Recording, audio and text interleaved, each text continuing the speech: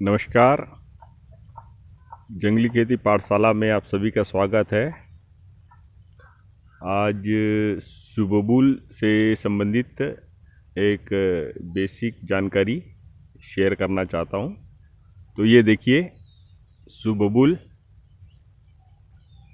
का पेड़,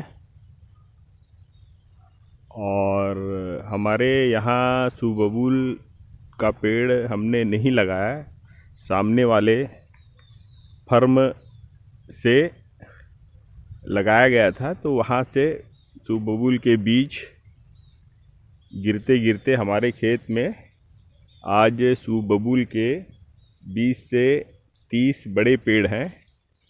ये देखिए सुबबुल का पेड़। और सुबबुल के बारे में अच्छी बात यह है कि यह नाइट्रोजन फिक्स करता है ज़मीन में और ज़मीन की उपजाऊ क्षमता को बढ़ाता है। सुबबुल की लकड़ी का हम जलाऊ में या इमारती जो भी काम है उसमें भी यूज़ कर सकते हैं। तो इस पेड़ के अनगिनत फ़ायदे हैं। देखिए, इस बार के बारिश में, तेज़ हवा में हमारे यहाँ एक सुबबुल का पेड़ गिर गया था। तो जड़ शायद कमज़ोर था, इसलिए ये पेड़ गिर गया। तो देखिए कितनी इमारती महंगी लकड़ी हमें प्राप्त हुई है। ये जो मुख्य तना है, कम से कम आप देख रहे हैं, ये 20 फीट का मुख्य तना आप दिखाई दे रहा है। तो 20 फीट का मुख्य तना हो गया, और उसके बाद अलग अलग शाखाएं और निकली हुई है। तो ये देखिए, और कुछ शाखाएं यहाँ काट के रखे हैं। इसी तरीके से छोटी छोटी शाखाएं भी निकली है, और कुछ बल्ली का उपयोग के लिए भी हमारे पास इतनी सारी, कम से कम इसमें 32 बल्ली है। एक पेड़ से 32 बल्ली, और कुछ जलाऊ के लिए झाड़ी निकल के आए हैं। और ये जो मुख्य जो तना है, ये फर्नीचर के काम के लिए भी उपयोग में आ सकता है। ज़मीन को नाइट्रोजन फिक्स करके दिया, भूमि में पूरा छांव दिया। और देखिए, हमारे हल्दी की खेत में ऐसे ही विशाल सुबबुल के पेड़ हैं। तो हल्दी की खेती के लिए सुबबुल तो पूरा वरदान की तरह ही सिद्ध हो रहा है। अत्यधिक धूप लगने से भी हल्दी की खेती में नुकसान होने की संभावना हो सकती है। और इस तरीके से अगर सुबबुल का पेड़ चारों तरफ के मेड़ में लगा हुआ है, बहुत से सुबबुल हर साल निकल के आ जाते हैं। जैसे ये देखिए, ये जो लगा हुआ पेड़ है, ये ज़्यादा दिन का नहीं है, ये सिर्फ 2 साल का ही पेड़ है। 10 से 12 फीट का हाइट चले गया है। और हर साल कहीं ना कहीं हमें बबूल की लकड़ी घरेलू जलाऊ के लिए या फिर अन्य काम के लिए उपयोग में आ जाते हैं। जैसे फेंसिंग का काम रहता है, बहुत से गाय पशु हमारे खेत में गर्मी के मौसम में छलांग लगा के हमारे खेत में आ जाते हैं। तो ये जो बल्ली है, इसका भी उपयोग हम खेत की सुरक्षा के लिए कर सकते हैं, या फिर कोई भी अच्छा शेड बनाने के लिए इस लकड़ी का उपयोग किया जा सकता है। ये लकड़ी का शेड अगर हम बनाते हैं तो ये कम से कम 4 से 5 साल तक का टिकाऊ हमें मिल जाएगा। हालांकि सुबबुल का ज़्यादातर उपयोग जलाऊ हेतु या फिर बॉयलर प्लांट में इसका जलाने के लिए उपयोग में लिया जाता है।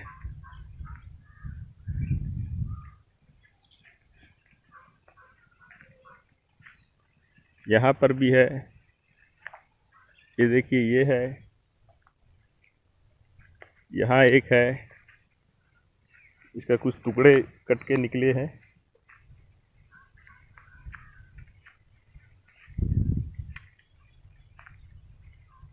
और ये जो आप देख रहे हैं सुबबुल के छोटे छोटे झाड़ी कट के जो निकले हैं, ये पूरा खाद के रूप में, कंपोस्ट के रूप में ज़मीन में ही परिवर्तित हो जाएगा और ज़मीन को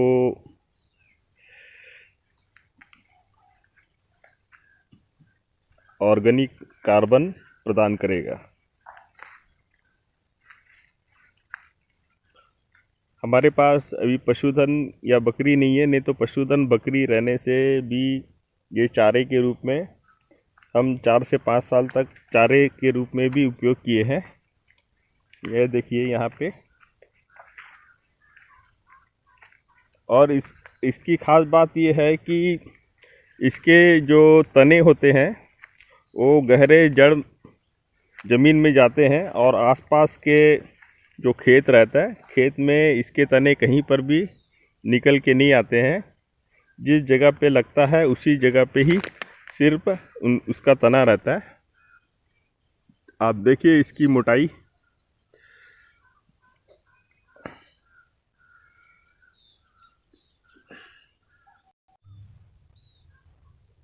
ये देखिए इसकी मोटाई पेड़ की।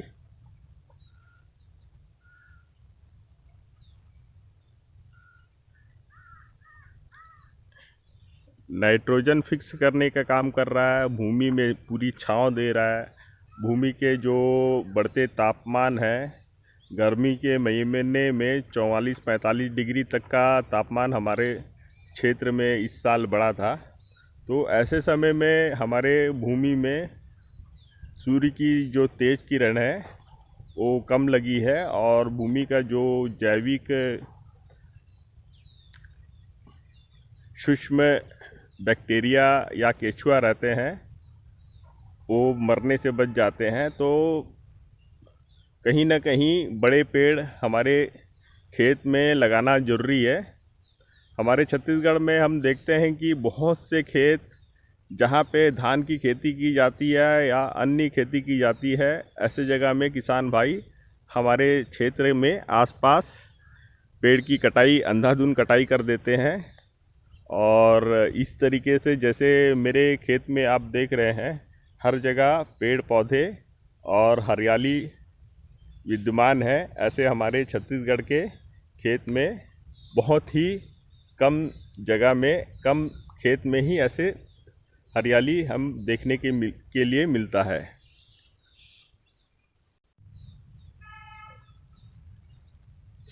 खेती में जैविक विविधता बहुत ही ज़रूरी है। कोई भी हम खेती कर रहे हैं, मात्र अगर धान की खेती कर रहे हैं या फिर कोई सब्जी की खेती कर रहे हैं, तो उस क्षेत्र में मात्र सब्जी या धान या गेहूं या चना मात्र ऐसे ही फसल ना हो, उसके साथ साथ बड़े पेड़ भी हमारे खेत में होना आवश्यक है। अगर हम अपने पूरे भारत में किसान की जनसंख्या देखते हैं तो 60% आबादी किसानी कार्य कर रहे हैं। तो उतने बड़े क्षेत्रफल में हम खेत को उपयोग कर रहे हैं। करीब 29-30% ही वन क्षेत्र बचा हुआ है और बाकी पूरे क्षेत्रफल में हम किसानी कार्य कर रहे हैं और खेती कर रहे हैं। और उत्तर भारत में देखें तो चना, गेहूं, मसूर, दाल इस तरीके से खेती की जाती है। और मध्य भारत में देखें तो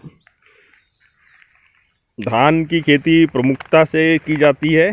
दक्षिण भारत में धान और अन्य औषधि वाले जैसे नारियल हो गया और बाकी मिश्रित खेती दक्षिण भारत में लोग करते हैं।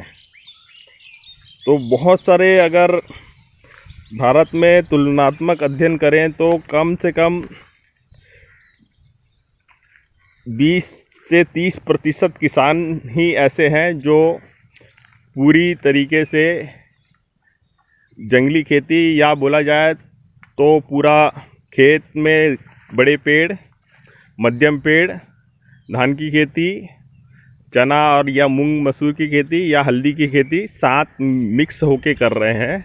बाकी हमारे किसान की अज्ञानता ऐसे बन चुकी है कि बड़े पेड़ को काट देते हैं और उसके जगह पूरा खेत को खुला रखते हैं ताकि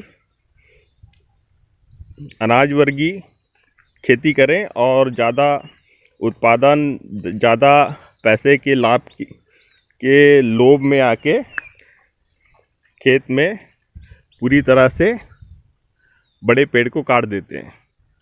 और इस वजह से हमारा भारत में अगर किसान चाहे तो तापमान को नियंत्रित कर सकता है। हर खेत में अगर पेड़ लगे रहे तो भारत में कार्बन डाइऑक्साइड का जो भी विसर्जन हो रहा है उसको अवशोषित करने के लिए हमारे खेत में पेड़ रहेंगे और जैविक अवशेष खेत में रहने से भूमि में भी जैविक कार्बन अत्यधिक मात्रा में कम से कम 4-5% तक का विद्यमान रहेंगे। ऐसे सब विधि से खेती करें तो भारत में भी तापमान को नियंत्रित किया जा सकता है और कार्बन को हम वायुमंडल से अवशोषित करके ज़मीन में स्थापित कर सकते हैं। ऐसे ही और भी विशेष जानकारी समय समय पे किसान भाइयों को मिलते रहेगी। इसीलिए इस चैनल को लाइक करें, शेयर करें, सब्सक्राइब करना ना भूलें। धन्यवाद।